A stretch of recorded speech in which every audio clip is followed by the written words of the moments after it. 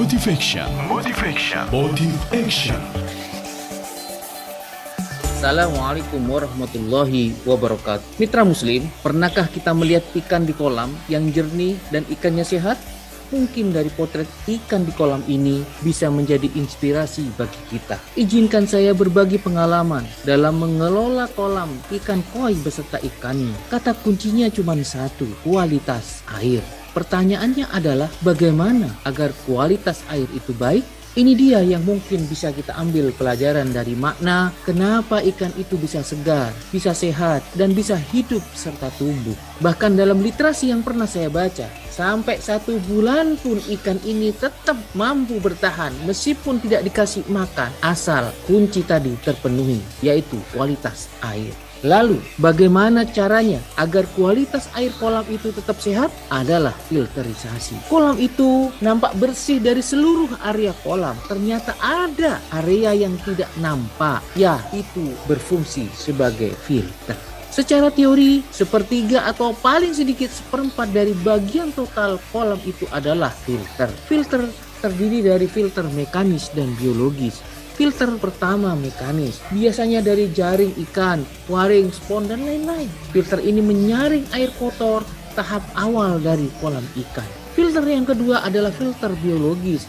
Ada biobol, ada batu apung, ataupun sejenisnya, di mana bakteri-bakteri baik itu bisa hidup dengan baik.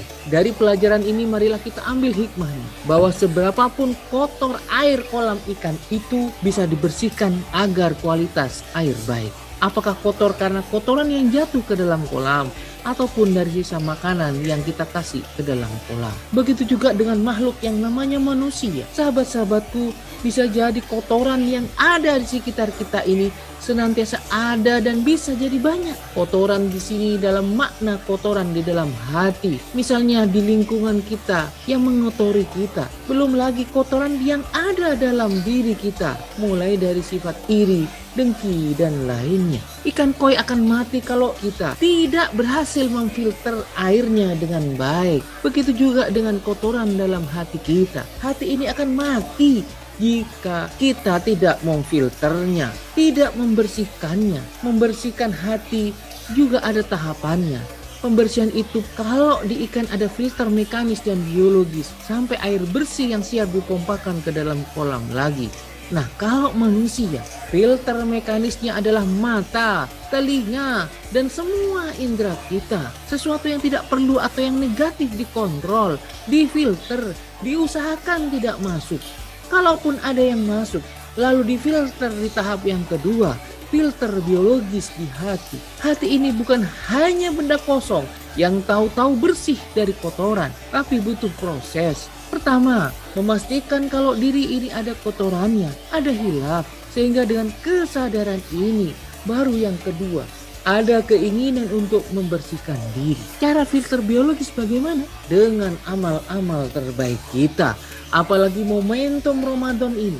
Jadi filterisasi kita semuanya agar menghasilkan kualitas tanda petik air kita. Kualitas hidup kita yang indah, cerah, bahagia, dan bermanfaat bagi orang lain. Ruku dan sujud kita jadikan sebagai filter dari kesombongan dan kepongahan kita. Kita ini kecil di hadapan Allah, bahkan tidak ada apa-apanya. Puasa kita jadikan sebagai filter dari ketamakan kita. Kita diingatkan untuk kaum duafa yang susah mencari makan. Lebih-lebih kondisi pandemi sekarang ini. Zakat dan infak kita jadikan filter kebersihan harta kita. Ada hak orang lain di harta kita. Keluarkanlah atau Allah mengambilnya dengan cara yang kita tidak tahu. Mari sambut dan isi Ramadan ini dengan penuh sukacita. Harapan besarnya adalah menjadi takwa, menjadi bersih dari kotoran-kotoran yang telah kita berbuat. Saya Firman Arifin, dosen dan praktisi IT dari Politeknik Elektronika Negeri Surabaya PENS, juga aktif sebagai pegiat media sosial, apakah itu IG, YouTube, dan lainnya dengan user Firman Arifin untuk Motivation Suara Muslim Radio Network. Wassalamualaikum warahmatullahi wabarakatuh.